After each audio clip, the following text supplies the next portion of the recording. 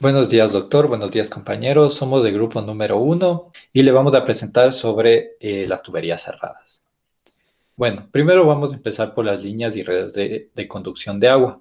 Las líneas y redes de conducción de agua están compuestas por un conjunto de tuberías y desde el punto de vista del cálculo hidráulico, las tuberías se dividen en cortas, largas, simples y complejas. Las tuberías cortas son aquellas que los cálculos hidráulicos se consideran todas las pérdidas. Las tuberías largas se llaman aquellas en las que predominan las pérdidas por longitud, las pérdidas locales y la altura de la velocidad.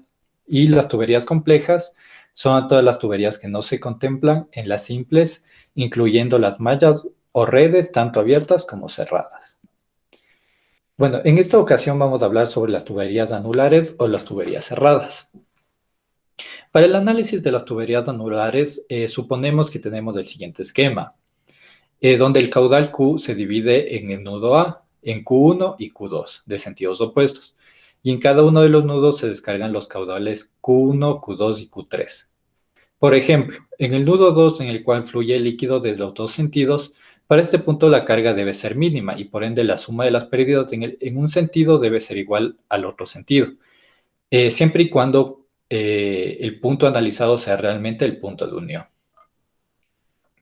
Para realizar los cálculos tenemos que definir un punto de unión, como anteriormente mencionamos en el punto 2, en el cual las pérdidas de carga H, que sería A1 a 2, debe ser igual a la pérdida que es H de 3 a 2, así como tenemos en la siguiente fórmula. Y las ecuaciones de continuidad quedarían como Q1 es igual a Q1 más Q3 y así sucesivamente. Reemplazando este sistema de ecuaciones obtenemos la siguiente fórmula. Y por aproximaciones sucesivas se obtiene el valor de Q1 y los demás caudales del sistema. Se permite también un desequilibrio del 5% de la magnitud de las cargas, calculadas para ambos sentidos. En redes de distribución, las redes de distribución se dividen en principales y secundarias. La red principal se utiliza para la distribución de agua en zona o población y la red secundaria se utiliza para el abastecimiento interno de viviendas, edificios o otras obras de consumo de agua. Las condiciones de agua y geométricas también dependen de la topografía del territorio, de la planificación de la ciudad, de la localización de las calles, la localización de pequeños y grandes consumidores, como pueden ser escuelas, fábricas, etcétera, y la condición social de la población. La demanda de agua del clima y población y el tipo de industrias de la zona, actualmente el consumo doméstico por persona diario es de 250 a 300 litros. Para una zona determinada, el agua se puede distribuir en base a dos formas de red, en paralelo de la figura A y en mallado o rectangular o que tenemos en la figura B. Para la distribución de agua en zonas urbanas, las normas de diseño recomiendan el sistema de mallado, que es el más adecuado. Ahora vamos a hablar sobre la expresión para la determinación de pérdidas por fricción. Bueno, en el cálculo de pérdidas de carga se realiza por la ecuación de Darcy-Weisbach o a través de su ecuación general, que sirve para representar a cualquier expresión de determinación de pérdidas, como tenemos en la siguiente fórmula. HR es igual a R por Q elevado a la M, donde R depende de la fórmula que se utilice y las características de la tubería, y M es el exponente que depende del tipo de relación existente entre las pérdidas y la velocidad de flujo. Y para la ecuación del Darcy-Weisbach, M es igual a 2 y tendríamos que R es igual a 8 lambda por L dividido para G pi al cuadrado por D a la quinta. Para el procedimiento de cálculo, comenzamos con atribuir caudales hipotéticos, Q y J para cada una de las tuberías que intervienen en la distribución del sistema, de tal manera que se cumpla el equilibrio en los nodos.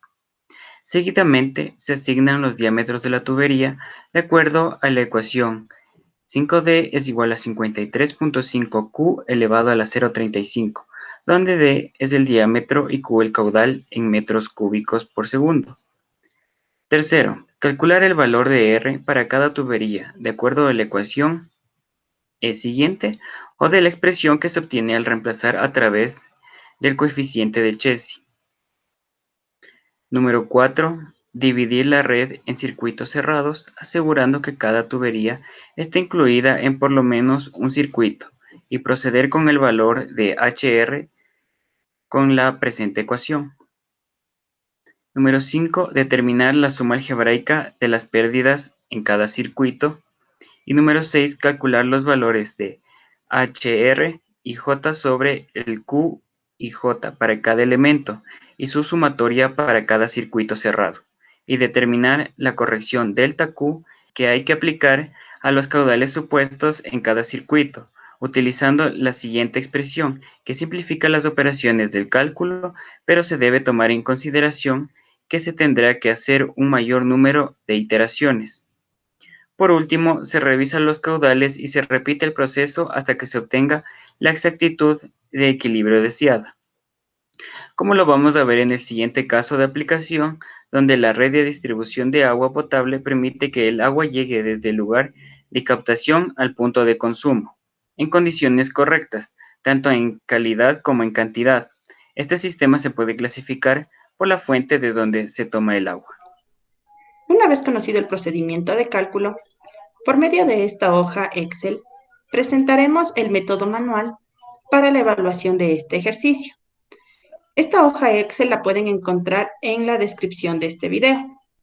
Para el ejemplo 2.3, para la red mostrada en la figura 2.12, debemos determinar los caudales que pasan a través de cada ramal y las pérdidas de carga que se producen en estos, considerando que las tuberías son de PVC. En el lado derecho, en el cuadro amarillo, podemos encontrar diferentes rugosidades para los diferentes materiales que pueden ser empleados en las tuberías. Como parte del ejercicio, tenemos los siguientes datos: los ramales, las longitudes de cada ramal y el caudal que se presenta en cada uno. Entonces, como hablábamos de una tubería de PVC, ingresamos la rugosidad de este material. Posteriormente, examinaremos cada uno de los ramales que se presentan en estos circuitos, para lo cual ingresaremos las longitudes de cada uno de ellos. Para el ramal número 1, el ejercicio nos determina una longitud de 100 metros. Para el ramal número 2, de 120 metros. Número 3, de 150. El número 4, de 80. El número 5, de 150. El número 6, de 80. El número 7, de 120. El número 8, de 80. Número 9, de 120. Número 10, de 300. Y número 11, de 120 metros de longitud. Posteriormente ingresaremos los valores de los caudales. 15, 6 para el ramal 2, 2.5 para el ramal 3, 1 para el ramal 4, 2 para el ramal 5, 2 para el ramal 6, 2 para el ramal 7, 7.5 para el ramal 8, 3.5 para el ramal 9, 1 para el ramal 10 y 1.5 para el ramal 11. Con estas dos columnas de información, procedemos a calcular el diámetro, el cual ya ha sido automatizado en esta hoja Excel, determinándonos los diámetros mostrados a continuación. Con estos diámetros procedemos a ingresar diámetros que son conocidos o comerciales que podemos encontrar en nuestro medio. Para el caso del 138, ingresaremos un diámetro de 125. Como podemos observar en la figura, tanto para el ramal número 2 como para el número 8, serán seguidos del primer ramal, para lo cual ingresaremos tuberías similares. ¿Cómo será este caso? La de 75 y para el número 8 también de 75, que se asemejan a los diámetros que nosotros hemos calculado. Y para los posteriores, al ser diámetros inferiores, también colocaremos diámetros similares.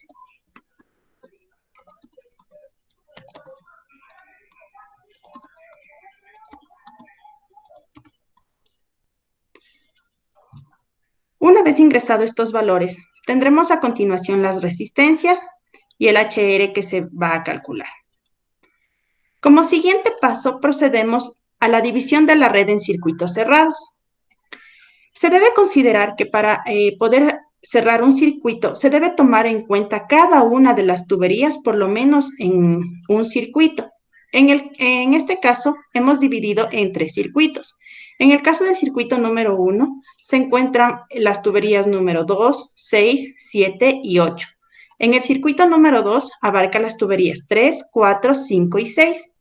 Y para el caso del circuito número 3, las tuberías 7, 5, 11, 10 y 9, teniendo así los siguientes circuitos presentados. Una vez obtenida la distribución de los circuitos, procedemos a calcular los valores de pérdidas de carga, que está dada por la multiplicación de la resistencia por el caudal al cuadrado. Realizado esto de cada tubería en los circuitos, realizamos una sumatoria para los 3 circuitos. Después procedemos a calcular el valor de pérdidas de carga sobre el caudal y de igual manera realizamos una sumatoria en cada circuito. Después de eso determinamos la corrección del caudal, que está dada por la siguiente fórmula, que es la sumatoria de los valores de pérdidas de carga sobre 2 veces la sumatoria del HR sobre el caudal. Una vez obtenido eso, obtenemos nuevamente un nuevo caudal, que este está dado por la sumatoria del caudal anterior más la corrección del nuevo caudal. Y eso sería para la iteración número 1. Y para la iteración número 2 vamos a proceder a calcular nuevamente todo como lo habíamos hecho en la iteración número 1, con la diferencia de que para los valores de pérdidas de carga vamos a utilizar la multiplicación de la resistencia por el caudal obtenido en la iteración número 1. Y así obtenemos lo que es el nuevo caudal y tenemos los resultados hechos por el procedimiento manual, que son los siguientes. Como podemos ver en esta tabla, aquí están los resultados, donde tenemos para la tubería número 1 un caudal de 15 litros sobre segundo. Para la tubería 2, un caudal de 6.21. Para la tubería número 3, un caudal de 2.53. Para la tubería número 4, un caudal de 1.03. Para la tubería número 5, un caudal de 2.14. Para la tubería 6, un caudal de 2.18. Para la tubería número 7, un caudal de 1.96. Para la tubería número 8, un caudal de 7.29. Para la tubería número 9, un caudal de 3.34. Para la tubería número 10, un caudal de 0.84. Y para la tubería número 11, un caudal de 1.66. Y a continuación procedemos a realizar lo mismo, pero en el programa de EPANET. Continuando con el video, vamos a desarrollar un ejemplo en EPANET. Para ello, vamos a desarrollar este circuito cerrado que estamos observando en la imagen. Como sus principales características tenemos que tiene 11 ramales, tienen diferentes longitudes, caudales, y su única similitud es que su tubería es de PVC y tiene una resistencia de 0.09. Para ello vamos a dirigirnos al EPANET. Como primer paso, vamos a colocar de fondo el circuito que queremos desarrollar en el EPANET para facilitar el trabajo de dibujado del circuito. Primero vamos a colocar un embalse, vamos a añadir los puntos de conexión y posterior a ellos vamos a unir mediante la tubería. Para ello vamos a dar las características del embalse que está a una altura de 120 metros. La conexión 1 tiene una cota de 100 metros, la conexión 2 una altura de 100 metros y un caudal de 1.5 metros que necesitan para satisfacer la demanda. Posterior a este vamos a agregar las características de las tuberías. En este caso la tubería 1 tiene una longitud de 100 metros y tiene un diámetro de 125 y tiene una rugosidad de 0.09. Para la tubería número 2 tiene una longitud de 120 metros, tiene un diámetro de 75 y tiene una rugosidad de 0.09 y procedemos a realizar lo mismo para la tubería número 3 que tiene una longitud de 150 metros y tiene un diámetro de 50 y una rugosidad perteneciente a PVC de 0.09. Esta caracterización vamos a realizar para todo nuestro circuito. Una vez que hayamos finalizado con la caracterización de los puntos y de la tubería de todo nuestro circuito, vamos a proceder a quitar el fondo de la. Vamos a proceder a quitar el fondo de pantalla para que se nos facilite la visibilidad y poder trabajar de una manera más ordenada. Para ello ya solo nos falta correr el circuito y vamos a dar clic sobre ese símbolo de rayo y vamos a poder observar lo que es la presión y los caudales, pudiendo ver cómo el caudal interactúa dentro de nuestro circuito y cómo se va a mover en nuestra tubería. Para facilitarnos la observación de datos, nos vamos a tipo y vamos a escoger líneas de red y en las columnas vamos a seleccionar, en este caso, solo caudal debido a lo que es nuestro trabajo. Para ello desactivamos los otros vistos que están de forma predeterminada y vamos a proceder a realizar la comparación entre los datos obtenidos de forma manual con los datos que nos obtenidos en el EPANET.